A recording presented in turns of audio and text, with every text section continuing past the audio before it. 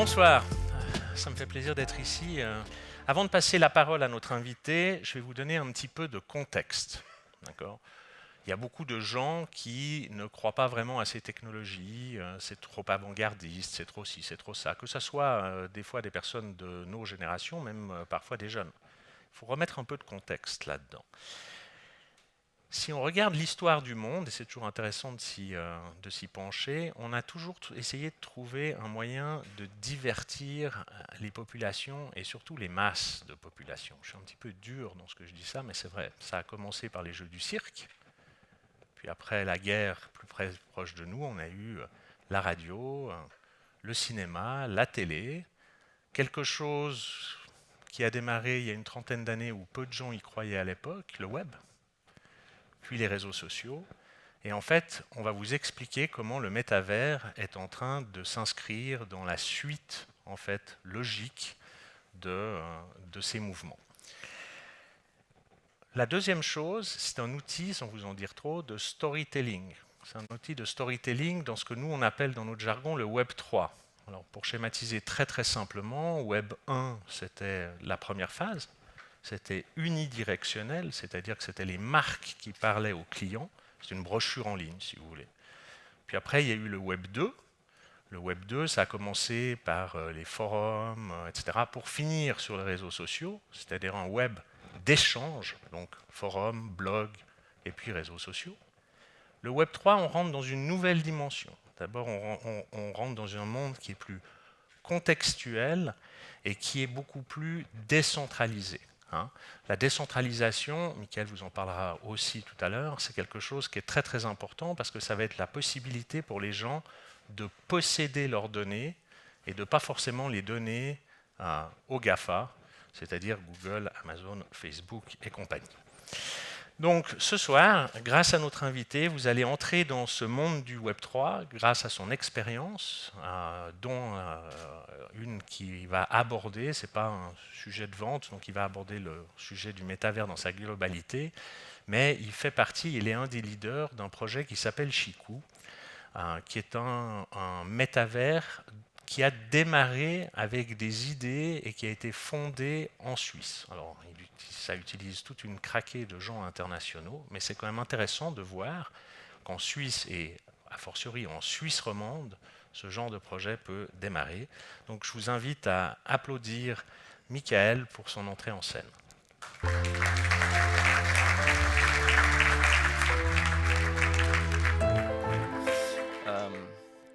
Le cliquer. Le truc pour cliquer, c'est ça? Hein? Ça marche comment? Parce que la technologie et moi, c'est... Ah, ok. Alors, merci beaucoup, Arnaud, pour cette introduction. C'est un plaisir d'être là. Alors, moi, je suis à Penzellois, mais j'ai grandi en Valais. Bon, alors, du coup, je peux vous faire cette présentation en français. Et puis pour être clair, je fais juste une petite définition. Alors quand je parle de digital, moi j'interchange ça entre numérique, digital. Pour moi c'est la même chose. Parce que je sais qu'ici vous utilisez souvent le terme numérique. Bon, moi j'utilise la même chose. Alors le sujet de ce soir c'est le rêve de la propriété digitale. Parce que c'est la base du métaverse que je vais vous présenter aujourd'hui. Alors vous avez tous vu les titres sensationnalistes, peut-être dans les derniers 8 mois ou 10 mois, où il est prédit que le métaverse est déjà mort. Alors, est-ce que c'est vrai? J'étais certainement alarmé par ce soi-disant déclin de l'industrie dans laquelle je suis tellement impliqué. Et du coup, j'ai décidé d'aller jeter un œil moi-même, jeter un coup d'œil moi-même. Et parce que le métaverse, il est encore jeune, alors il faut le garder en vue. Et ce que j'ai découvert, c'est que c'est essentiellement le même que la dernière fois que j'ai regardé, sauf qu'il a pris plus d'impact et il est devenu plus grand. Voilà. Alors moi, j'ai vu un endroit où il y a des millions de personnes qui auparavant étaient exclues financièrement, qui ont trouvé des véritables opportunités économiques. J'ai vu un endroit où les participants seuls ou en groupe, ils formaient des systèmes complexes qui ressemblent beaucoup au fonctionnement des sociétés capitalistes modernes. J'ai vu un endroit l'année dernière qui a généré plus de 30 milliards d'activités économiques, dont des trésors qui ont été gérés par leur communauté à une hauteur de 12 milliards de dollars. Alors, si on met ça un peu en contexte, le métaverse, il a des réserves juste en dessous de celles des réserves de la Nouvelle-Zélande, les réserves fiscales de la Nouvelle-Zélande, et il a un PIB, enfin une activité économique, qui est autant grande que le PIB de Chypre, une centaine d'autres pays et aussi l'Islande. Du coup, le métaverse semble aller très bien, mais c'est peut-être pas du tout, pas tout à fait le métaverse auquel vous pensez. Vous pensez peut-être à celui-là. Vous pensez peut-être au métaverse comme un espèce d'espace immersif de réalité virtuelle en 3D avec peut-être des sensations stimulantes additionnelles. Mais moi, je parle d'un autre. Et moi, je parle du Open Metaverse, qui est différent. C'est le métaverse qui est propulsé par le Web 3 et la blockchain que a mentionné et introduit Arnaud. Et les trésors auxquels j'ai fait référence, c'est les trésors des DAO, c'est des Decentralized Autonomous Organizations en français, des organisations décentralisées qui ont géré eux-mêmes, sous le contrôle de leur communauté, 12 milliards de dollars, sans aucune autorité centrale. Et les systèmes bancaires que j'ai parlé avec les réserves fiscales, c'est le système bancaire sous-jacent du Open Metaverse, qui est la finance décentralisée. Alors vous avez peut-être entendu parler de la finance décentralisée, mais vous ne saviez peut-être pas que c'est une partie intégrante du Open Metaverse. Et tout ce Open Metaverse, il est alimenté par la blockchain et le Web3. C'est pas possible sinon. Et nous, on croit fermement que c'est la prochaine évolution de l'Internet, qui est aujourd'hui encore principalement dans l'étape Web 2. Alors pour accéder à ce Open Metaverse, vous n'avez pas besoin d'avoir ces VR, goggles, Oculus sophistiqués. Il vous suffit d'avoir un simple et vieux écran 2D. Et si vous entrez dans cet univers, vous allez voir qu'il est très riche, il est capitaliste, et il prospère avec des mondes virtuels, avec des entreprises et avec des expériences, avec des millions de citoyens digitaux. Alors, nos vies, elles sont déjà très fortement virtuelles et digitales. En Asie, les gens, ils savent, vous savez que... Bon, ici, je ne sais pas si c'est différent, mais les gens, ils passent en moyenne plus que 9 heures par jour online, en ligne. Et il suffit de réfléchir qu'est-ce que vous faites la première chose le matin. C'est la plupart de nos heures éveillées qu'on passe en ligne. Et dans cette réalité virtuelle, le problème, c'est que nous sommes des serfs qui travaillent sur les terres des seigneurs médiévaux, que vous voyez ici. Nous n'avons pas de propriété, et on n'a pas un mot à dire, et on n'a pas de droit. C'est le Web 2. Notre existence digitale, que ce soit en tant que créateur, en tant qu'influenceur, en tant que youtubeur, en tant qu'entreprise, notre existence digitale, elle peut être effacée à n'importe quel moment, sans rien mot à dire, sans recours possible, effacée par les grandes plateformes. Et chaque fois qu'on est en ligne, on crée de la valeur pour des réseaux, mais qui ne nous appartiennent pas. Et on est exploité par notre temps, notre attention, notre créativité, et on génère ainsi des grandes quantités de données. Et les données, vous savez que c'est la ressource la plus précieuse aujourd'hui. On commence par l'intelligence artificielle. Sans nos données, pas de ChatGPT, pas de voiture autonome, pas d'intelligence artificielle. Tout le secteur de l'intelligence artificielle, il repose sur nos données. Et pas seulement l'IA. toute l'industrie en fait utilise nos données. On dit the data is the new labor. Ouais. Et on n'est pas correctement rémunéré pour ça. On donne nos données, mais on n'y reçoit rien en retour. On les crée, mais elles sont exclusivement la propriété des éditeurs et des grandes plateformes, les géants du web. Alors, ça, c'est juste... Hein, ça, c'est le monde du Web 2 que vous a décrit Arnaud, qui sont dominés par ces grandes plateformes. Et la blockchain, elle peut changer tout ça. Elle est déjà en train de le faire. Elle est en train de changer ça et on va dans un monde Web 3 où, contrairement au Web 2, maintenant on peut avoir une propriété digitale. Et la propriété digitale, ça nous donne pas seulement des libertés économiques, mais ça nous permet aussi de faire ce qu'on veut, faire des transactions qu'on veut, et elle nous permet de participer aux effets de réseau. Parce que les grands réseaux, plateformes, pourquoi elles ont de la valeur? Parce qu'elles ont des effets de réseau. Et la blockchain nous permet de participer. Et puis que ce n'est pas eux qui ont tous les profits basés sur nos données. Alors, pensez à toutes les entreprises qui sont créées simplement parce qu'on possède des choses. Parce qu'on possède une voiture, il y a des entreprises qui sont créées parce qu'on possède une maison, il y a des entreprises qui sont créées comme une entreprise de paysagisme, etc. Et aussi les téléphones. Toutes les entreprises digitales qui ont été créées grâce au smartphone, imaginez. Et la propriété, elle parle aussi à notre identité.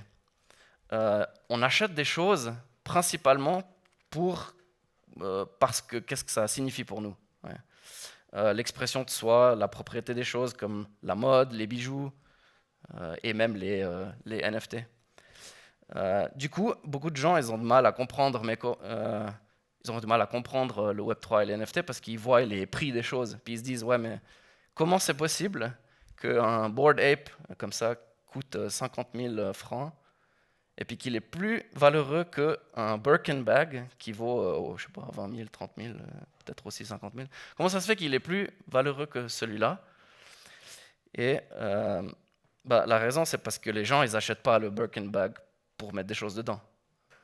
Ils l'achètent, enfin 99% de la valeur du Birkin bag, c'est parce que il y a une communauté derrière de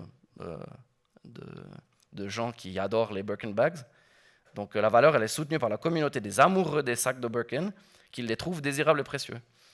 Son utilité, elle est totalement de seconde nature. Et ça, c'est peut-être vrai pour tout ce qu'on achète dans la vie, dans le monde réel.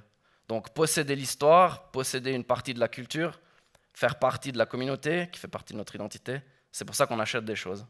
Et c'est la même chose pour le Open Metaverse.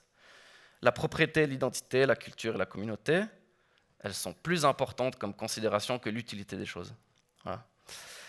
Et donc, si tout ça vous semble encore farfelu, considérez la chose suivante. L'année passée, dans l'industrie du gaming et des jeux vidéo, il y a plus que 100 milliards de dollars d'objets virtuels qui ont été vendus, les virtual goods, dans les jeux vidéo. Et ce qui est marrant, c'est que tous ces objets, ils sont pour décorer vos identités virtuelles, pour décorer les avatars, c'est des bijoux, c'est des habits, c'est des trinkets, des objets décoratifs. Tout pour faire briller les identités virtuelles.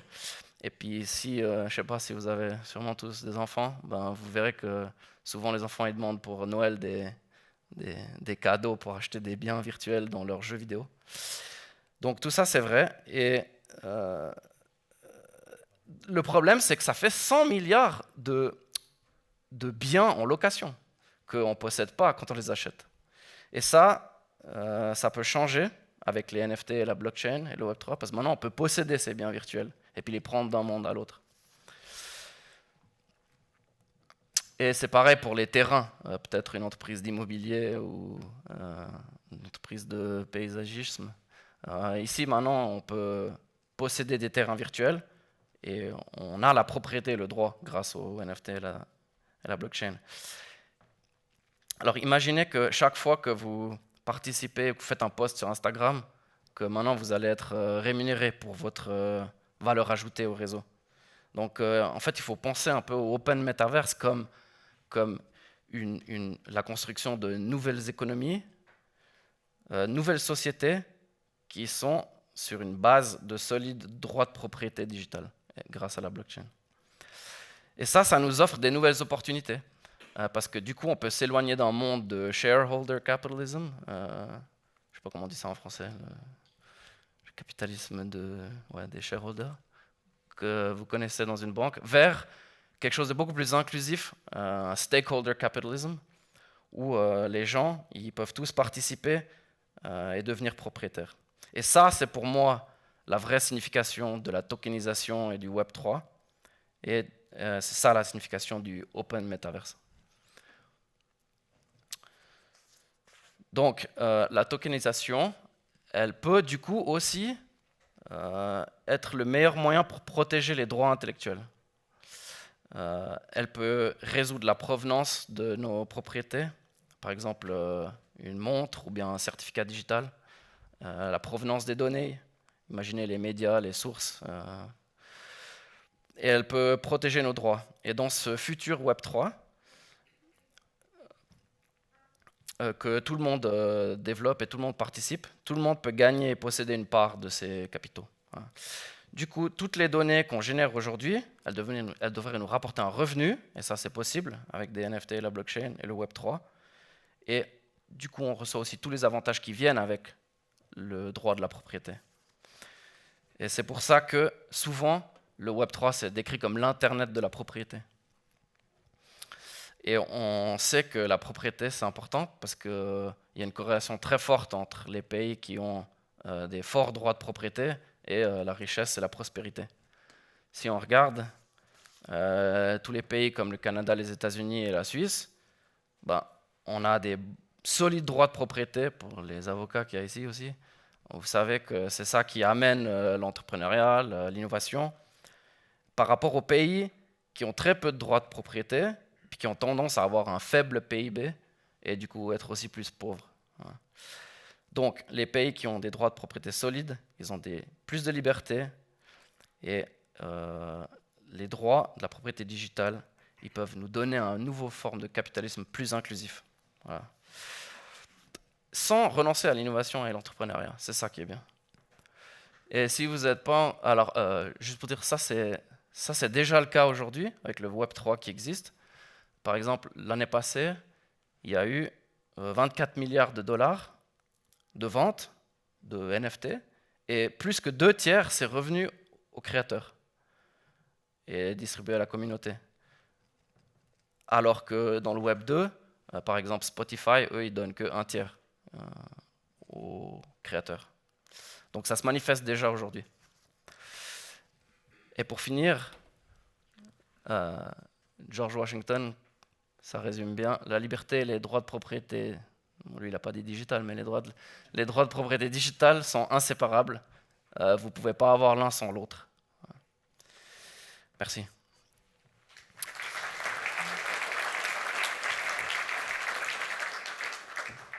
Voilà, donc, comme introduction. Comme introduction, on va peut-être maintenant s'installer ici. Juste avant de poser quelques questions à Mickaël, j'aimerais juste apporter une petite précision sur les NFT, parce que ça, il y a beaucoup de choses que les gens croient par les premières pages des médias, et souvent des médias grand public. Les NFT, c'est pas que le petit singe que vous avez vu, hein, c'est d'abord un contrat. Hein, donc les NFT, tout ce que Mickaël a expliqué, peut vous permettre, au travers d'un certificat digital, de protéger une œuvre réelle. Donc, dans cette économie dont il a parlé avec le return sur les droits, etc., ça ne concerne pas que juste des petites œuvres digitales. La deuxième chose, peut-être, juste pour finir sur le sujet des NFT, et pour compléter ce que Mickaël a donné, mais avec un cas concret, c'est que les Bored Apes que vous avez vus, forcément, celui qui a été créé pour Madonna a forcément plus de valeur que celui de XYZ. Mais si vous réfléchissez dans le monde réel, c'est la même chose. Quand vous allez acheter le t-shirt ou le maillot d'un joueur de football parce que c'était juste son maillot et qu'il a transpiré dedans, et que vous allez payer une fortune versus le même que vous pourriez acheter dans le magasin, la logique est la même. Hein, donc voilà, c'est juste deux, trois petites précisions avant qu'on revienne sur le monde du métavers. D'ailleurs, n'hésitez pas, si vous avez des questions après annexes, qui sortent un petit peu, mais qui sont connexes sur la blockchain, les NFT, etc., on peut aussi répondre. Alors justement, puisqu'on parlait de ces images et des médias, la première question que j'ai envie de poser à Michael, c'est cette relation entre le métavers, on devrait d'ailleurs dire les métavers, comme on devrait dire les blockchains, et l'univers du jeu. On a l'impression, et beaucoup de gens, de nouveau, parce qu'ils lisent, parce qu'ils voient, parce que d'ailleurs, Michael en a passablement parlé, métavers égale gaming, égale jeu. Mais en fait, qu'en est-il vraiment? Ouais, bon, c'est la grande question. Ouais. C'est vrai que dans les médias, on confond souvent, ou on reçoit l'image que le métavers, c'est ces jeux vidéo virtuels que peut-être vous voyez aussi vos enfants jouer, qui s'appellent Roblox ou Minecraft. Et puis on associe le métavers à ça aussi à cause que Facebook, ils ont rebrandé à Meta, et puis du coup tout le monde associe un peu cette espèce d'espace virtuel avec le métavers. Mais le métavers, c'est beaucoup plus que ça, et puis c'est trop simpliste de limiter ça à ce gaming. Le gaming, c'est une composante. Ouais. Et parce que si on fait une analogie, c'est un peu comme si on disait que le gaming, c'est le monde virtuel, c'est le métavers. C'est un peu comme si on disait que Facebook, c'est l'Internet. Ouais. Mais Facebook, c'est pas l'Internet. Le Facebook, c'est juste un réseau, une plateforme qui est dans l'Internet ou sur l'Internet. Ouais. Puis c'est la même chose avec le métavers et le gaming. Ouais. Et le métavers, c'est beaucoup plus le successeur du mobile web, qui est aujourd'hui l'Internet, c'est surtout le mobile et le cloud. Et ça prend du temps à évoluer, comme tu as dit aussi au début. C'est pas du jour au lendemain, ça va prendre une décennie, c'est une évolution. Comme le Web 1, il a pris 10 ans pour devenir le Web 2, puis maintenant, bon, la transition, elle va prendre du temps. Et là, peut-être on peut juste dire que si on réduit le métaverse juste à rendre les choses plus immersives, ben ça joue pas parce que c'est trop simpliste. Parce que par exemple, l'industrie des médias, je sais pas s'il y a des gens qui travaillent pour des entreprises de médias ici. En fait, les médias, et la presse, ça fait, je pense, 20 ans qu'ils essayent de rendre les médias plus 3D ou plus immersifs. Mais en fait, ça n'a jamais marché. Il n'y a jamais eu d'adoption de ça. Ils ont essayé, mais ils ont failé. Et je pense que la raison, c'est parce que juste rendre plus immersif, ça ne résout pas un problème. Ouais. Et pour avoir une adoption d'un produit ou d'un nouveau mouvement, il faut que ça résolve un problème. Et c'est pour ça aussi que je pense que la réalité augmentée, qui est une façon, parce que bon, il y a la réalité virtuelle, un peu tout 3D, puis la réalité augmentée où, par exemple, je vois quelque chose entre le monde réel et un peu digital, un peu le mix. Et ça peut faire le pont entre le web mobile qu'on a aujourd'hui et le métaverse. Parce que ça, c'est déjà adopté aujourd'hui. Tout le monde utilise le smartphone. Puis du coup, je pense que la réalité augmentée, c'est peut-être plus facile. La prochaine étape qui va vraiment être adoptée. Un peu comme Pokémon Go, il y a eu quelques années, je ne sais pas si vous avez joué à ça. C'était déjà un peu un phénomène d'adoption de AR, d'Augmented Reality. Mais bon, ce n'était pas suffisant. Et du coup, pour revenir à la question, j'ai un bordel avec mes feuilles. Bah moi, j'en profite pour vous dire aussi une chose. J'ai d'ailleurs eu cette quasi-agression gentille du fils d'un de mes copains qui me dit bah, tu vois, moi j'ai 25 ans, c'est pas pour moi, etc. Et tout. Puis je lui dis mais écoute, c'est parce que tu pètes dans la soie à Genève. Mais en fait, les gens qui participent en premier à ça sont des gens dont l'univers est très petit. C'est celui qui vit dans une tour à Tokyo, qui descend et qui remonte dans sa tour d'à côté pour bosser, etc. Regarde déjà comment les médias sociaux lui ont ouvert un univers plus grand. Et en fait, le métavers va servir aussi de ça. Et c'est pour ça que d'ailleurs, il est très adopté par la communauté des gamers. Parce que les gamers, c'est aussi ça. Ce qui n'empêche pas que nos enfants ici aussi peuvent s'y intéresser. Mais je crois qu'il faut porter un jugement aussi par rapport à le monde dans lequel on vit. Nous, on a de la chance, on voit le lac tous les jours, on peut aller à la montagne en 1 heure, etc. Il ne faut jamais oublier, de nouveau, c'est pour ça que je parlais en introduction de divertir les masses, finalement. Tout le monde n'a pas cette vie-là. Voilà. C'est vrai. Et du coup, on pourrait essayer de faire une tentative de définir le métaverse. Mais c'est dur parce que c'est en progression, c'est pas vraiment comme au début, on savait pas exactement comment ça allait tout se développer, personne n'a prédit. Alors c'est dur à prédire qu'est-ce que ça va être vraiment le métaverse. Mais je pense que la meilleure définition, c'est celle. Il y a un expert qui s'appelle Matthew Ball qui a écrit le livre le plus populaire sur le métaverse. Le livre qui s'appelle The Metaverse and How It Will Revolutionize Everything. Et c'est, je pense, lui qui a donné, selon moi, la meilleure définition qui existe aujourd'hui. Alors je vais vous la lire et chaque mot il compte. Et puis comme ça, après, une fois qu'on a la grande définition, on peut parler de quelques catégories à distinguer. Après, je peux vous montrer une vidéo d'une des catégories que moi je trouve qui a le plus de potentiel. Alors la définition selon Matthew Ball, c'est la suivante. Alors, le métavers est un réseau massivement extensible et interopérable de mondes et d'environnements virtuels en 3D, rendus en temps réel, pouvant être expérimentés de manière synchrone et persistante par un nombre effectivement illimité d'utilisateurs, avec un sens individuel de la présence et avec une continuité des données, telles que l'identité, l'historique, les droits, les objets, la communication et les paiements. Voilà. Ça, c'est la définition du métaverse, qui est très large. Bon, interrogation maintenant. Et évidemment, si vous avez bien écouté la définition, elle veut dire qu'il parle du open metaverse qui est basé sur la blockchain. Parce que sinon, par exemple, on ne peut pas faire la persistance des données ou les droits, l'identité, etc. Et du coup, si on revient maintenant, je pense que ça aide à distinguer 3 catégories de metaverse. Je trouve que ça aide à canaliser la discussion parce que sinon, on confond tout. Selon moi, on peut diviser en 3 catégories. Le métaverse industriel, qui est la première catégorie. La deuxième, c'est le métaverse d'entreprise, un peu B2B. Puis le troisième, c'est le métaverse social. Alors, on pourrait distinguer les 3 catégories. Et alors, la première, le métaverse industriel, ça, c'est ce que font déjà beaucoup d'entreprises.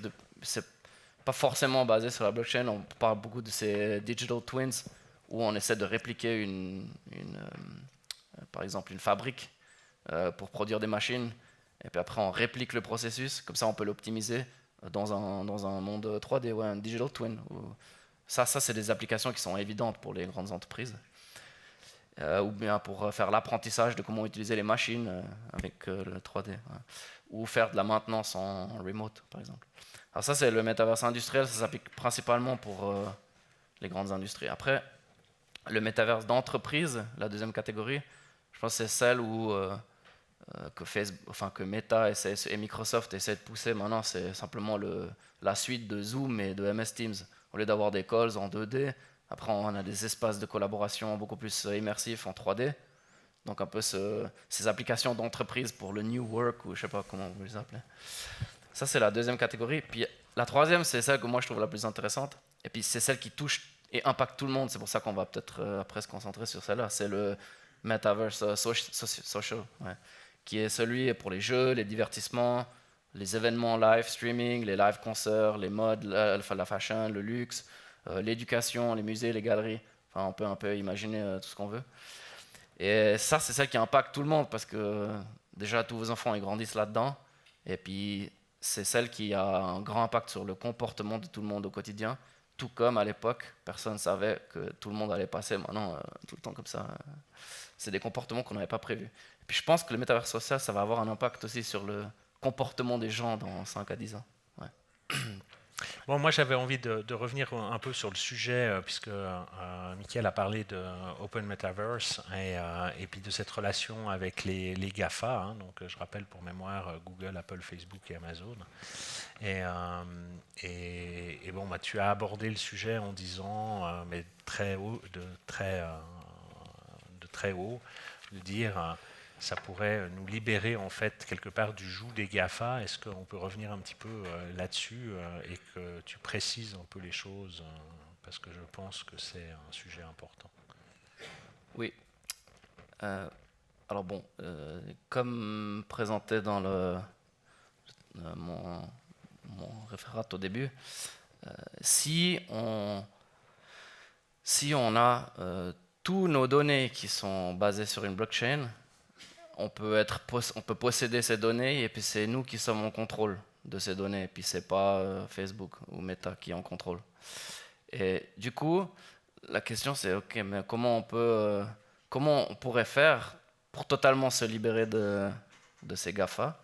Et pour ça, il faudrait presque qu'on construise un nouvel Internet où tous les services, toutes les applications, tous les web services soient construits sur une blockchain. Le problème, c'est qu'aujourd'hui, les technologies blockchain, elles ne permettent pas de construire la plupart des blockchains, elles permettent pas de construire des applications sur la blockchain. Le seul truc qu'on peut faire sur la blockchain aujourd'hui, sur celles que vous connaissez comme Bitcoin ou bien Ethereum ou bien Solana ou ce genre de blockchain, on peut seulement mettre des tokens, c'est crypto-monnaies dessus. C'est tout, c'est juste le token. Puis peut-être quelques NFT qui n'ont pas vraiment beaucoup de données dedans. Puis on peut transférer ces tokens et puis ces NFT, mais on ne peut pas mettre grand-chose dessus. Sauf que maintenant, la vision, ce serait d'avoir un espèce d'ordinateur mondial qui est comme une cloud, comme aujourd'hui la cloud de Amazon Web Services ou bien Azure, des grandes clouds, des grandes GAFA. Puis j'imagine que la Banque cantonale de Genève, elle a aussi des applications qui tournent sur AWS ou Microsoft Azure. L'idée serait que vous ne construisez plus rien là-dessus, puis que vous construisez ça sur une nouvelle cloud, une cloud Web 3, qui est en fait une cloud où tous les serveurs sont totalement décentralisés. Alors c'est des serveurs comme ceux de Amazon, hein, sauf qu'ils sont totalement décentralisés, et puis c'est une espèce de méga blockchain, c'est une espèce de world computer blockchain. Puis là, tu pourrais construire tous tes services là-dessus. Alors la bonne nouvelle, c'est que ça existe depuis une année. Ça s'appelle The Internet Computer. Ça a été développé par le plus grand team de recherche et développement de la blockchain qui est à Zurich. C'est à peu près 250 des meilleurs professeurs de cryptographie et des ingénieurs de Google qu'ils ont pris. Puis pendant 5 ans, ils ont construit une espèce d'ordinateur mondial blockchain, cloud. Et puis maintenant, on peut construire des applications entièrement sur cette cloud décentralisée. Et du coup, tu es 100% libre et détaché des GAFA. Et ça existe déjà maintenant. Alors par exemple, nous, on a des applications, on a une marketplace qui tourne 100% sur ce Internet Computer. Le back-end, le front-end, tout. On n'a aucun serveur, aucune cloud des grandes GAFA et ça marche. Alors bon, pour une banque, par exemple, ça pourrait être intéressant parce qu'au lieu d'avoir vos propres clouds qui vous coûtent beaucoup d'argent, et puis au lieu de dépendre d'Amazon, vous pourriez maintenant construire sur ce Internet Computer. Et après, vous êtes totalement indépendant et vous contrôlez les données. Et en plus, il y a plus de sécurité. Et ça coûte moins cher parce qu'il n'y a plus besoin de firewalls, il n'y a plus d'attaques puisque c'est décentralisé. Puis ça ne marche pas les attaques. Ouais. Alors bon, ça c'est moi, je pense que dans 5 à 10 ans, on va vraiment avoir des Internet Services complets sur ce genre de blockchain. Et d'ailleurs, moi, on me pose souvent la question de dire, mais c'est qui serait vraiment affecté? Moi, j'ai tendance à penser que les sociétés de sécurité informatique risquent d'être affectées par ça. Parce qu'elles vendent des services, et c'est normal, très chers contre les agressions. Si un système qui est gratuit, c'est jamais gratuit, mais moins cher, et qui est complètement protégé cryptographiquement et devient beaucoup plus sécure naturellement, ça va forcément affecter cette industrie. Voilà. Maintenant, est-ce que ça va être adopté? C'est encore une autre question. Peut-être que maintenant, parce que le temps avance, et je vois que ça tourne, et je vois beaucoup de questions du public, on ne pourra malheureusement pas toutes les traiter, mais vu qu'on est ici avec une majorité de gens qui dirigent des PME, est-ce qu'on peut donner quelques exemples de cas concrets d'utilisation des PME et puis comment elles pourraient utiliser ça pour se développer, pour croître, ou en tout cas participer à ce monde, mais avec quelque chose qui lui donne du return en fait. Oui. Alors ça, c'est la grande question pour tout le monde. Si vous êtes des directeurs de PME, ok, mais qu'est-ce que je peux faire demain pour profiter de cette prochaine version de l'Internet? Alors bon, moi je ne vais pas vous donner la solution magique. C'est une question complexe. Et en résumé, pour que vous n'avez pas besoin de paniquer après tout ce futurisme ce soir. C'est que demain, vous n'avez rien besoin de faire parce qu'il y a encore le temps. Voilà, ça, c'est le message principal. À l'heure actuelle, je pense qu'il est encore très tôt. Et puis, comme Arnaud l'a dit aussi au début, cette transformation vers ce Web3 et Open Metaverse, future version d'Internet, ça va prendre 5 à 10 ans. Alors, il y a encore le temps. Mais on va maintenant regarder quand même quelques cas parce que... Alors, juste avant les cas, pour juste aussi compléter ce qu'on parlait tout à l'heure sur le gaming, etc., on a tous vécu Covid. Et est-ce que vous auriez cru avant Covid que juste après cette crise, tout le monde saurait utiliser des outils de conférences virtuelles et que énormément de gens aujourd'hui revendiquent aujourd'hui le fait de rester 3 jours à la maison. Et ben voilà, le métavers va aussi s'inscrire là-dedans et autant les industries de gaming, des Facebook et consorts investissent sur la partie grand public, autant si vous regardez les investissements qui sont faits dans ce genre d'univers, Microsoft le fait massivement pour essayer de transformer ce que nous on utilise aujourd'hui comme comme système de conférence à plusieurs pour donner quelque chose de plus immersif. Voilà. Je pense que juste avant les cas des PME, c'est aussi important de montrer le côté global en fait de la technologie. Oui. Et du coup, pour soutenir ça, juste avant les cas plus concrets, je dirais que aujourd'hui le plus grand use case, c'est pour les grandes marques comme Chanel, Gucci, Adidas, dans des jeux vidéo. Alors, on revient à l'association entre le gaming et le metaverse, mais aujourd'hui, je pense que le plus grand cas d'utilisation, c'est vraiment dans ces grands jeux vidéo, les grandes marques qui font du placement là. Et ça, c'est le plus grand business.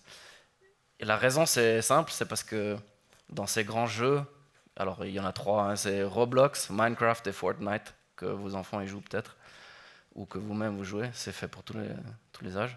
Là, il y a tellement d'utilisateurs que les grandes marques, elles font du placement pour, je dirais, inculquer aux très jeunes, déjà très jeunes, qu'ils doivent aimer leur marque. Par exemple, dans Roblox, il y a, je crois que c'est 214 millions de gens qui jouent chaque mois. Donc, il y a 214 millions de monthly active users. Et puis, en moyenne, ils passent 10 heures par mois dans Roblox. Et puis, 40% de ces 214 millions, c'est des jeunes de moins de 13 ans, entre 9 et 13 ans. Donc, en fait, ça veut dire qu'il y a 70 millions de gamins entre 8 et 13 ans qui passent 10 heures en moyenne par mois dans Roblox à jouer avec leurs camarades et faire ces interactions sociales. Ils font des quests, ils font des jeux.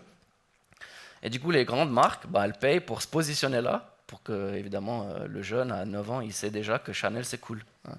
Et il va dépenser pour acheter des objets virtuels de Chanel avec la carte de crédit des parents. Voilà.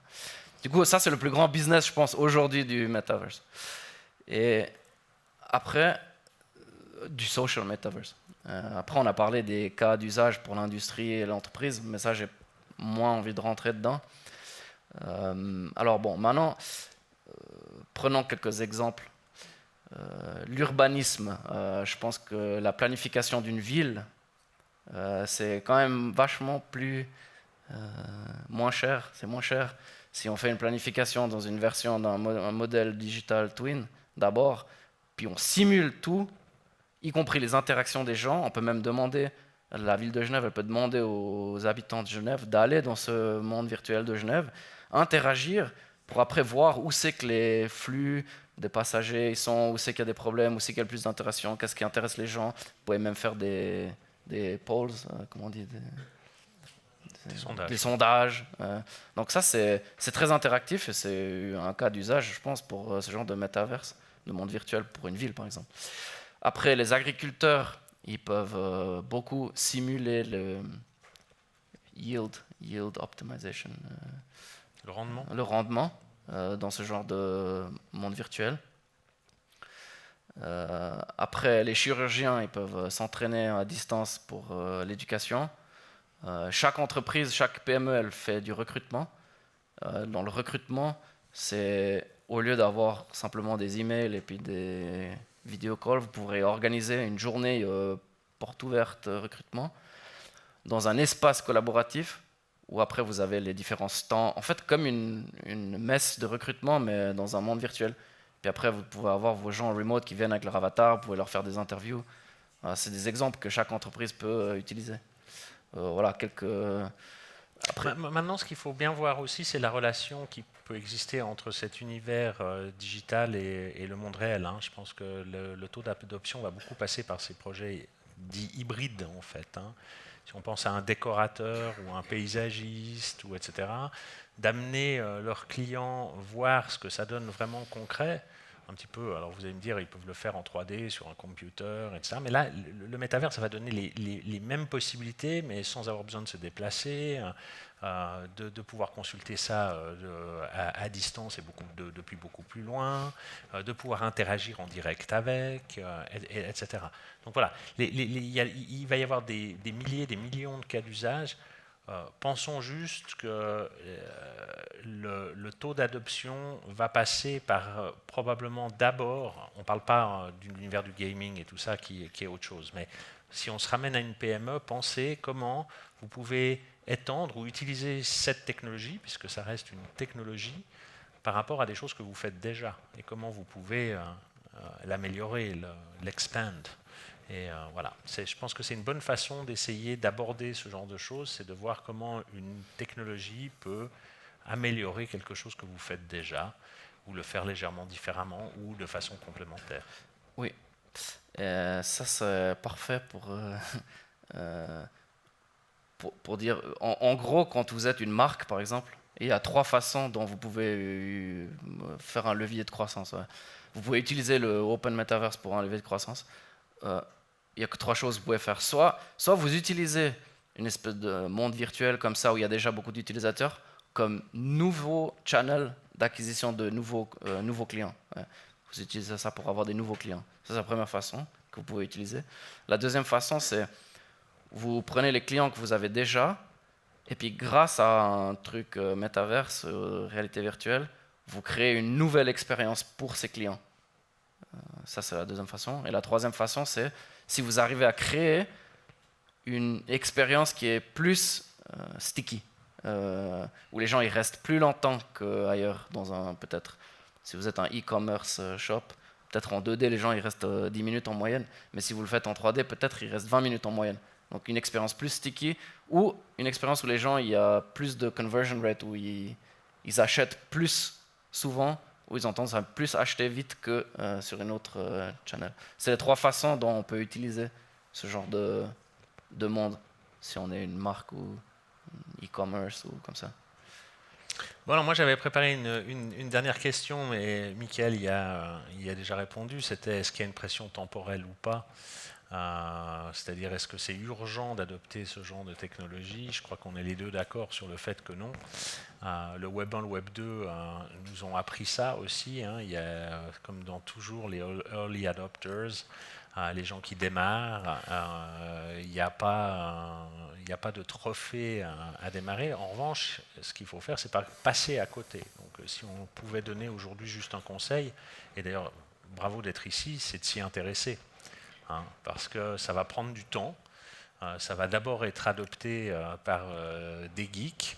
Mais c'est vraiment, il faut s'y intéresser parce qu'il y a derrière le métavers, donc la blockchain, donc tout cet univers du Web 3, dont certaines choses finiront à la poubelle, mais dont certaines choses sont là vraiment pour durer.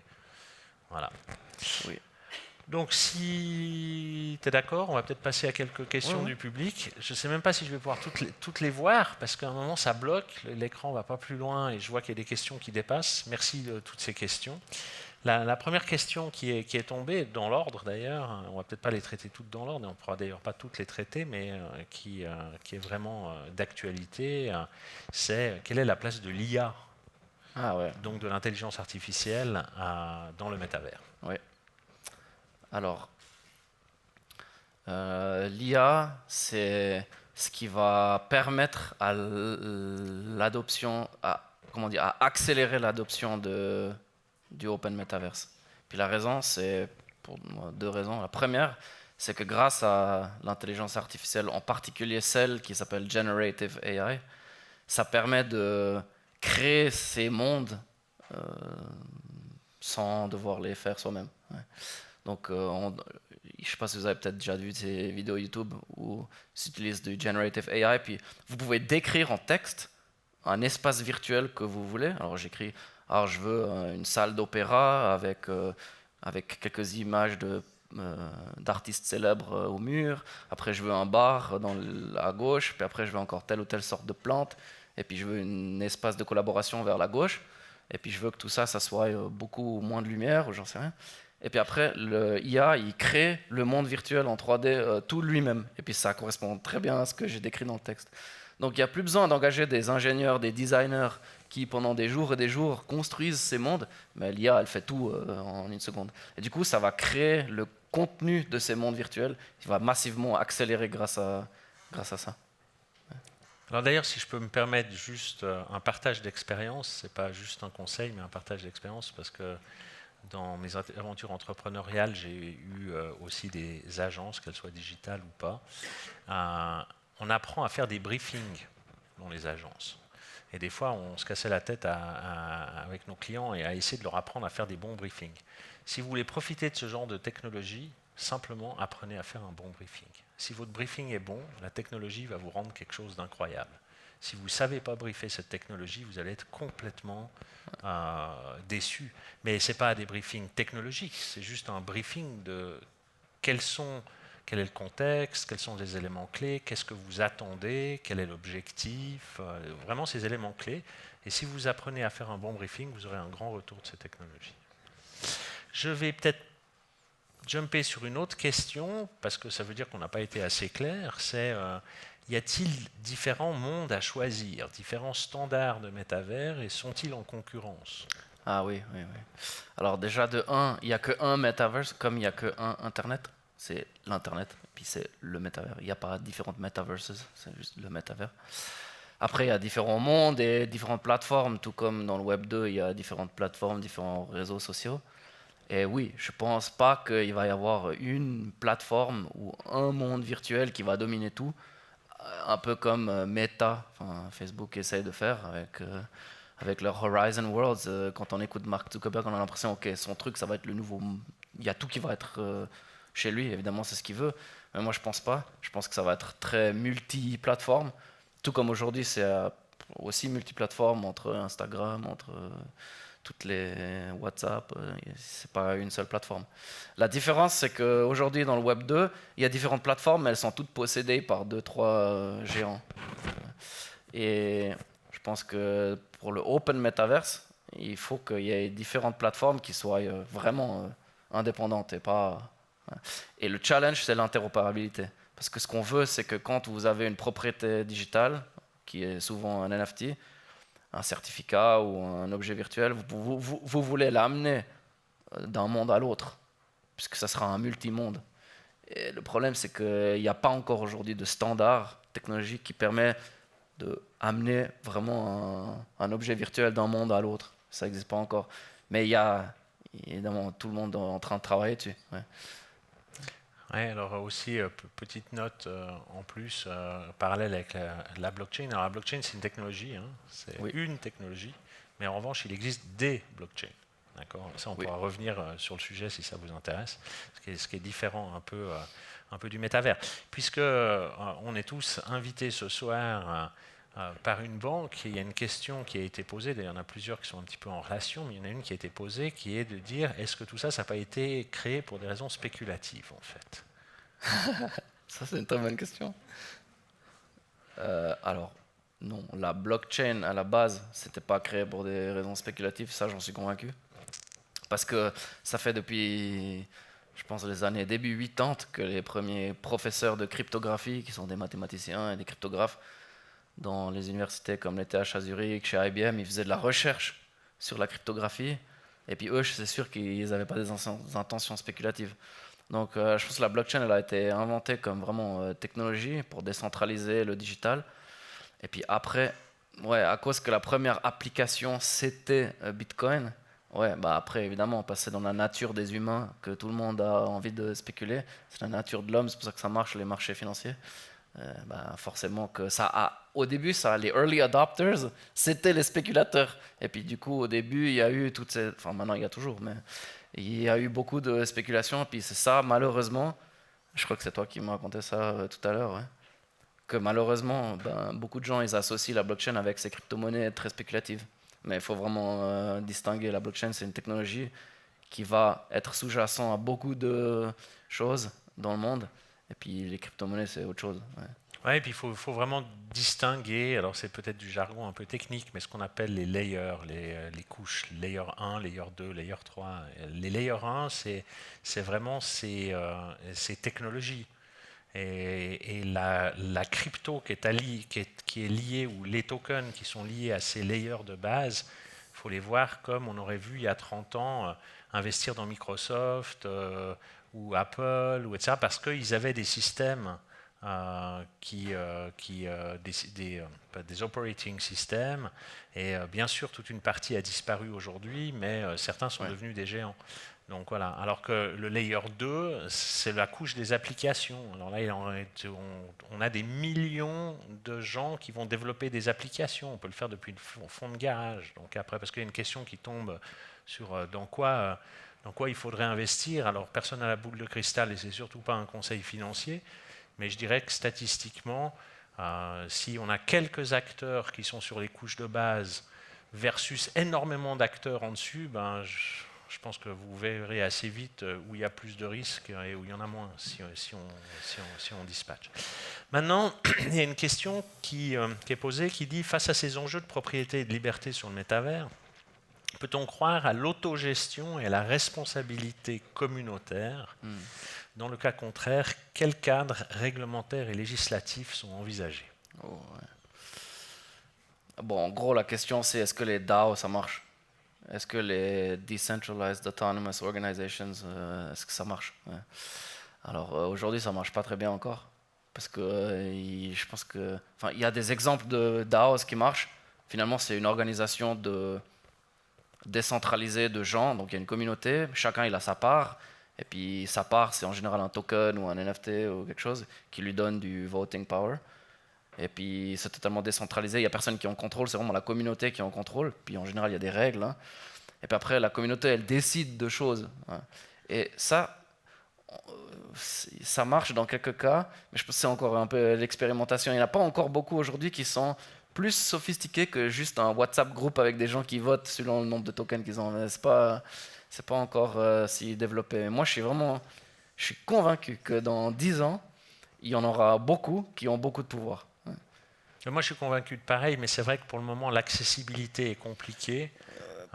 Et la compréhension, etc. Mais où c'est très très intéressant, si après on arrive à vraiment simplifier tout ça, c'est que par exemple, si vous n'avez pas une idée sur un sujet et que vous voulez quand même exercer votre droit, vous pouvez donner votre pouvoir à quelqu'un qui en qui vous avez confiance. Donc ça pourrait être par exemple un professeur de technologie sur, je ne sais pas, les systèmes de freinage dans les voitures, tout n'importe quoi, parce que l'entreprise fait ça, par exemple, etc. Donc vous avez vraiment un pouvoir de délégation que vous avez très peu dans le monde réel et très peu avec les systèmes aujourd'hui d'actionnariat d'ailleurs, hein, qui va aux assemblées générales des sociétés qu'ils ont en portefeuille à la BCGE, quoi. Je veux dire, si vous avez des actions Apple, est-ce que vous allez à l'Assemblée générale d'Apple? Non. Avec ce genre de système, vous allez pouvoir exercer votre droit de manière beaucoup plus simple, en fait. Ouais. Et parce que la question, elle posait le cadre législatif. Ouais. La question sur le cadre législatif. Alors, il n'y a pas encore de cadre législatif. Enfin, aucun pays a un cadre législatif pour ses DAOs et puis aussi même pour le metaverse d'ailleurs. Et la preuve, c'est que nous, quand on a établi la fondation à non-profit, qui s'appelle Shiku Foundation, on est la première fondation à non-profit en Suisse pour créer une plateforme metaverse. On est les premiers. Et on a dû convaincre la FINMA. Alors déjà, ça nous a coûté une blinde en legal fees. Et ça nous a duré 6 mois. Et la FINMA, elle a aucun... En français, je sais pas. Ouais, la FINMA, c'est... Ouais. Et ils n'ont aucune framework pour ça. Alors ils étaient complètement perdus. Ils disaient ah ouais, mais qu'est-ce que vous allez faire avec cette plateforme Metaverse? Parce que dans le Metaverse, ben, vous êtes dans quelle juridiction? Puisque c'est décentralisé. Parce que ça tourne sur ce Internet Computer qui est totalement décentralisé. Donc il n'y a aucune juridiction. Et puis les gens ils vont dans ce monde virtuel avec des avatars. Puis après ils font des interactions, ils font des trucs. Mais sous quelle juridiction? Ils n'avaient aucun framework pour ça. Et du coup on a dû passer beaucoup de temps à les convaincre d'accepter qu'on fasse ça avec sous forme de fondation. Il n'y a pas de framework. Alors bon, les deuxièmes qui vont le faire, ils vont avoir déjà plus de facilité. Mais ça montre que c'est tout nouveau.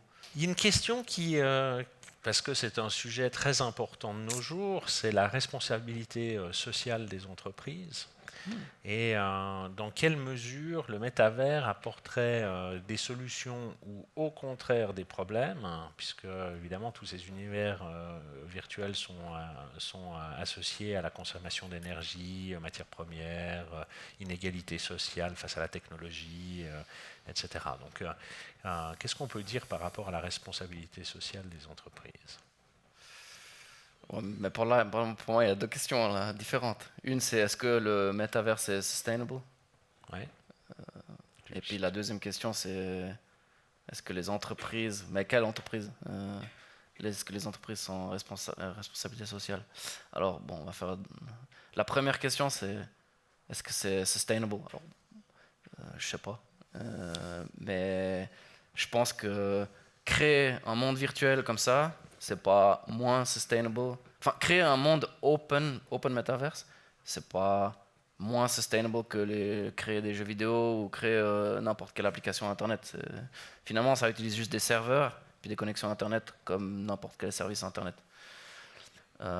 Après, il faut la partie Web3, la partie blockchain de ces open metaverse. Là, il faut choisir des blockchains qui sont green. Ouais. Alors, il y en a qui prennent plus d'énergie que d'autres. Bon, il y a une chose qui est certaine, c'est que le digital en général est un facteur de réchauffement de la planète, ça c'est certain. Maintenant, c'est en très très forte progression technologique, hein, que ce soit software ou hardware, mais imaginez les contenus qui sont mis sur YouTube chaque minute. Je peux vous dire que pour le moment, ça fait plus de mal à la planète que le petit monde du métavers actuel, hein. Ça, c'est certain. Donc, de toute façon, c'est vrai qu'il y a une prise de conscience qui doit être prise. Et puis, on espère qu'il y a des améliorations technologiques et qu'on arrive à être assez malin pour lier ça aussi aux nouvelles énergies, hein. Je crois que c'est très, très lié, hein, le sujet, hein. Il y a des gens qui étudient ça parce qu'effectivement, vous le voyez à petite échelle chez vous, quand vous faites du chaud, ça peut servir à certaines choses. Et puis quand on contrebalance par du froid, vous faites une chaîne qui est positive. Enfin bon, c'est un vaste sujet, c'est peut-être pas le sujet de ce soir, mais c'est vrai que c'est une question qu'on doit se poser. Autre question, on va peut-être bifurquer pour sortir un petit peu de ce côté un peu... on va... Il y a quelqu'un qui a posé la question, quelles sont les marques et les secteurs d'activité qui investissent le plus dans le métavers actuellement? Alors, je pense que si on définit le metaverse comme les trois catégories que j'ai dit, le industrial metaverse, enfin, enterprise metaverse et puis social metaverse, très clairement, c'est le industrial et enterprise metaverse qui ont le plus d'investissement. Parce que déjà, rien que Meta, ils investissent, je sais pas, 10 milliards par année juste pour construire leur enterprise metaverse. Et puis le industrial metaverse, on voit les entreprises comme Siemens, Nvidia, ABB, qui investissent des sommes gigantesques pour construire ces réplications de leur fabrique, pour optimiser leur processus. Et pour ça, ils ont besoin de beaucoup de machines, ils ont besoin de beaucoup de compute power, beaucoup de designing. Et puis là, eux, ils investissent des centaines de millions. Donc ça, c'est beaucoup plus que ce que les marques investissent dans le social metaverse. Là, on voit, dans la partie social, on voit en gros toutes les grandes marques de luxe, comme Chanel, Gucci, Audemars Piguet, qui mettent des petites sommes pour faire des petites expériences dans ces social metaverses. Ouais. Ils mettent, je sais pas, ils vont faire un petit projet, pilot project, ils vont mettre 200 000 balles, puis ils vont créer à la Metaverse Fashion Week, ils vont créer un stand, ils vont essayer de vendre quelques produits là, ils vont faire du brand awareness, mais c'est des petites sommes. Donc je pense qu'au final, c'est les applications industrielles qui utilisent le plus.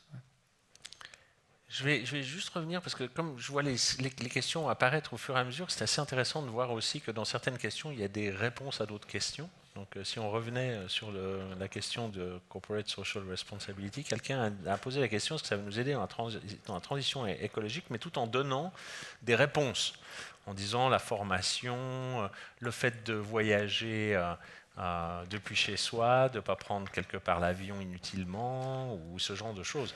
Donc voilà, c'est toujours une façon de comment on aborde les technologies et il faut jamais oublier que derrière l'utilisation d'une technologie peut-être bonne ou mauvaise, c'est l'humain qui est derrière, qui définit en fait son comportement. Aujourd'hui, on se disait après Covid, il y aura moins de gens qui prennent l'avion. Vous avez vu le résultat. On est tous remontés dans les avions de la même façon. Donc, je crois aussi, c'est un message qui est fort là. C'est dans toutes les étapes d'innovation technologique, même chose avec l'IA. On peut en faire quelque chose de très malsain, de très nocif, ou on peut en faire des choses très très bien. Ça, c'est le comportement humain. Effectivement, après, ça peut être géré légalement, etc. Il y a une autre question qui est... Oui, j'ai juste un exemple qui illustre ça très très bien avec les avions. Il y a quelques années en arrière, à Paris, elle est où la Mona Lisa? Là le musée du Louvre. Le musée du Louvre, ils ont créé une expérience avec VR, mais on peut aussi le faire avec la app. Ils ont créé une expérience qui s'appelle un rendez-vous, un tête-à-tête avec Mona Lisa. Et ils ont recréé la Mona Lisa dans un monde virtuel. Et puis après, on pouvait télécharger la app sur Google Play. Et on pouvait, ou alors avec des goggles. Et on pouvait pendant 8 minutes avoir un tête-à-tête avec Mona Lisa. Et les gens, je crois qu'il y a 800 000 personnes dans le monde entier qui ont fait l'expérience, au lieu de prendre l'avion pour aller au musée du Louvre pour aller voir Mona Lisa, alors qu'il y a 200 personnes autour, puis on la voit même pas bien. Et du coup, ils ont pu le faire remote. Puis là, c'est beaucoup plus efficace au niveau du CO2, comme exemple. Alors, une question où je te laisserai répondre, mais moi j'ai aussi un avis là-dessus. Le métavers à terme ne signera-t-il pas la quasi-fin des relations sociales réelles? Et j'arrive pas à lire derrière ce qui est marqué parce que je suis un peu bloqué par l'écran. Et également la création de fausses identités virtuelles via des avatars ultra évolués. Je ne sais pas si tu veux répondre. Alors, je peux répondre à la deuxième partie Ouais. et toi la première. Exactement.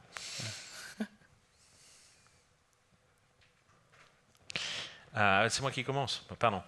En fait, de nouveau, si on reprend les anciennes phases d'évolution de ces technologies, chaque évolution technologique a donné la possibilité, et plus ça a été communautaire, à des gens de rencontrer des gens dans le monde virtuel et après de décider ou non de les rencontrer dans le monde réel. Alors moi, je suis un passionné de technologie du son. J'ai été faire une licence d'ingénieur du son, THX. Je ne suis pas du tout du métier, mais juste par passion. Et j'ai commencé à échanger avec des gens comme ça dans les forums à l'époque. J'ai été rencontrer des gens qui étaient comme moi et je n'aurais jamais eu accès à ces gens-là si je n'avais pas eu la technologie. D'accord ? Sauf que les forums à l'époque, c'était des trucs de geeks. Ce sont devenus les réseaux sociaux. Et le métavers, ça va être encore une extension de ça, mais avec encore plus de partage de contexte, d'informations. Ça peut être en plus à plusieurs, etc.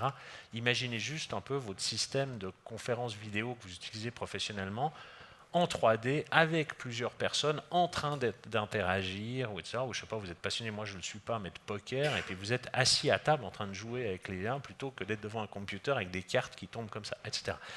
Donc après, est-ce que ça vous donne envie de rencontrer le joueur qui est de l'autre côté de la table ou l'autre geek, ou etc. Ça, de nouveau, ça revient à l'utilisation et le comportement humain. Mais moi, je crois qu'au contraire, c'est la possibilité d'étendre son réseau plutôt que de rester enfermé.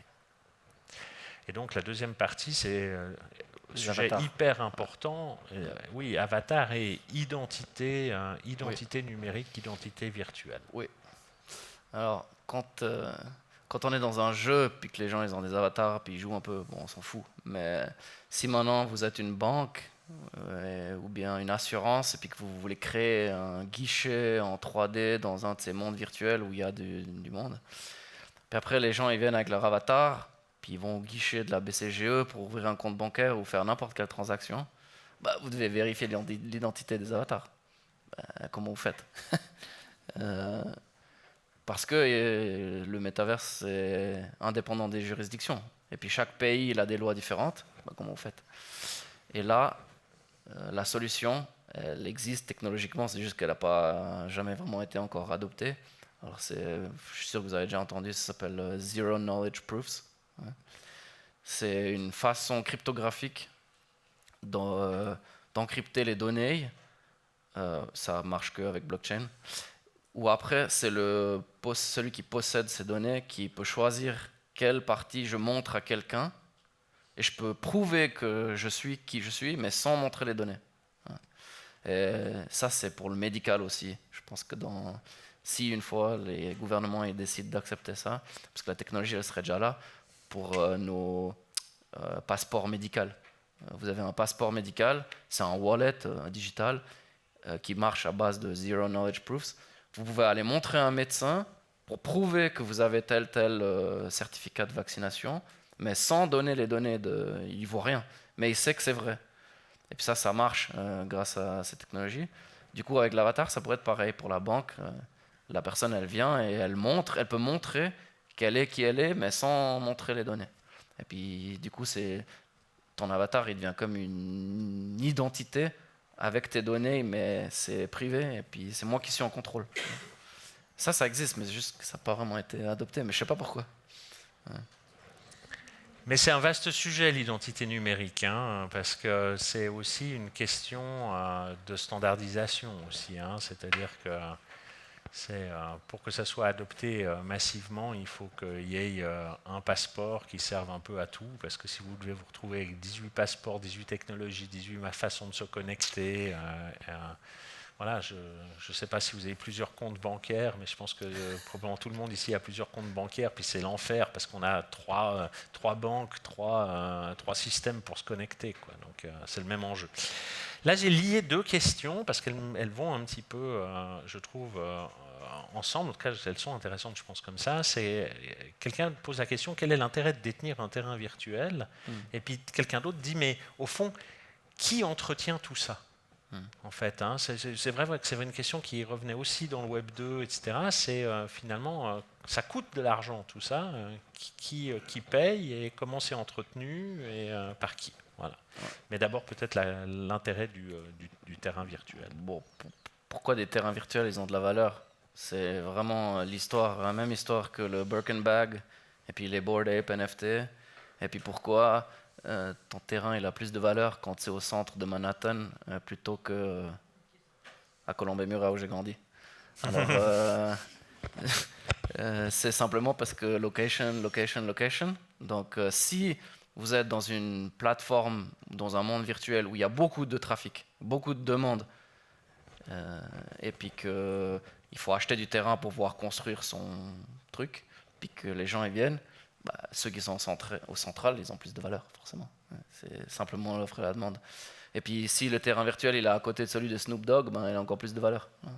C'est simple finalement. Mais après, moi je dis pas qu'il y a besoin d'avoir des terrains virtuels qui coûtent quelque chose dans ces mondes virtuels ou dans le Open Metaverse. Je pense qu'on s'en sort très bien s'il n'y a pas de terrain virtuel. Je pense qu'il y a beaucoup de projets, ils ont juste introduit ça pour se faire de l'argent spéculatif. Ils ont fait croire à tout le monde que le terrain virtuel dans le Metaverse, c'est l'avenir de l'immobilier, du real estate. Et puis, en fait, il n'y a pas vraiment besoin. C'est juste que s'il y a une plateforme que tout le monde utilise, et puis les centaines de millions d'utilisateurs, ils sont tous là, et puis que là, il faut acheter du terrain, ben, le terrain, il a de la valeur.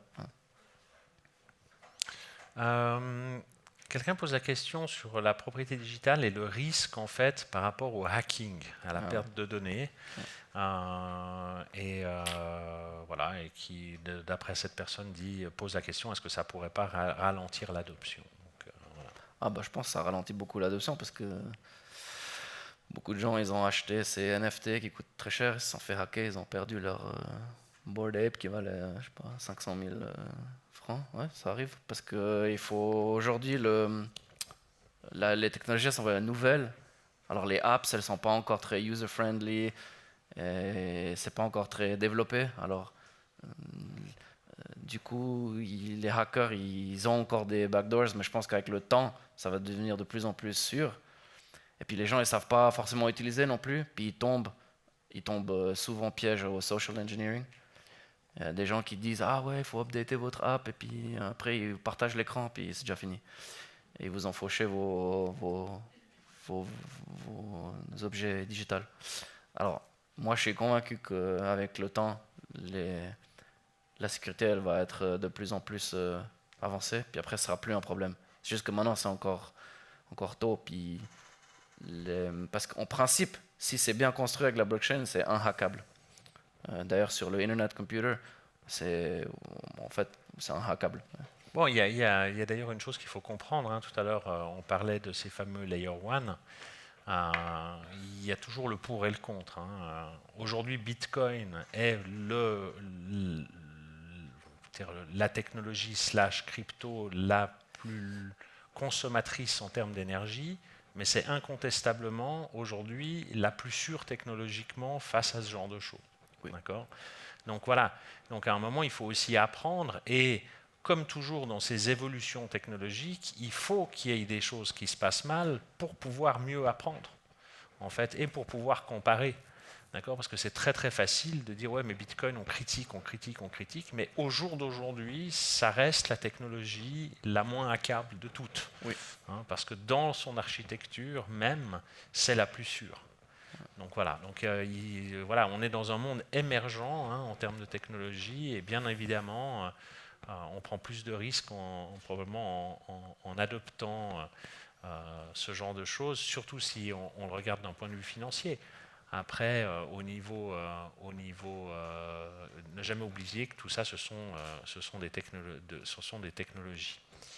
Moi, parce qu'on nous demande de conclure, je ne vais pas pouvoir prendre toutes les questions, mais une qu'il faut quand même qu'on aborde, c'est quelles sont les monnaies que l'on peut utiliser dans le métavers. Ah ouais. Voilà, parce qu'on en a largement parlé les deux. Bon, aujourd'hui, toutes ces différentes plateformes de metaverse, elles ont chacun leur propre monnaie, forcément, parce que du coup, ça leur donne du revenu.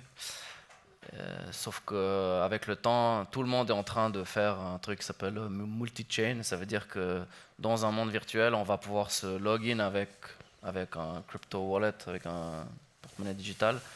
Et puis ça va marcher, on peut payer avec plusieurs crypto-monnaies qui sont même sur des blockchains différentes.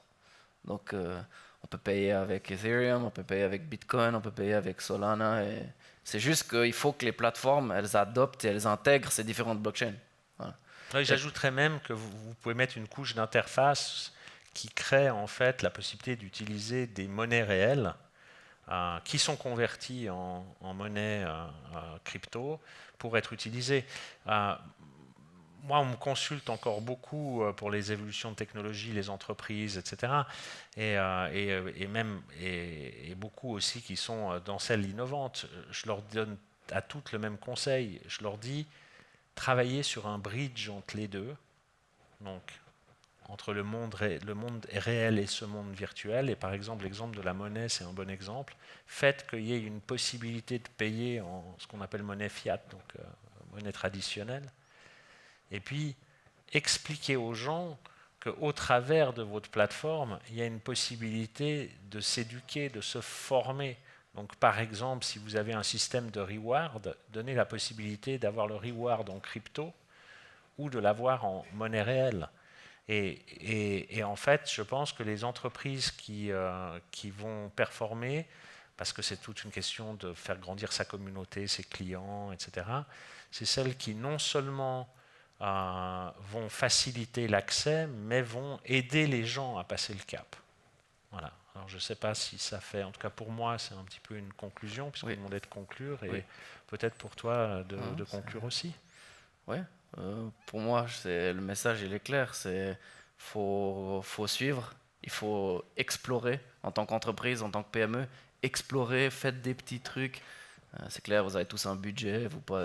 La solution, c'est pas de jeter de l'argent puis d'essayer tout de suite de créer des nouveaux revenus avec le metaverse, mais explorez, suivez ça, essayez de ne pas rater le trend sur les 5 à 10 prochaines années. Parlez avec vos enfants qui utilisent au quotidien toutes ces technologies. Et puis, à force, regardez qu'est-ce que font les autres. Et puis, je pense qu'il y a vraiment des opportunités sur les 5 à 10 prochaines années d'utiliser le metaverse pour des nouvelles sources de revenus et des opportunités de business. Ouais. Ben, très belle conclusion. Il y a un QR code qui va apparaître pour un questionnaire de satisfaction. Donc, la BCGE serait ravie d'avoir un retour sur l'expérience de cette conférence. Donc, je ne sais pas s'il a été affiché ou si on m'entend en haut. Donc, il va s'afficher après, c'est ça? Donc voilà. Merci Michael, merci à la BCGE pour cette invitation, merci à vous pour toutes vos questions. Désolé pour celles qu'on n'aura pas posées, mais il y en avait trop et c'est plutôt un gage de succès. C'était des bonnes questions. Voilà. Merci beaucoup. Merci.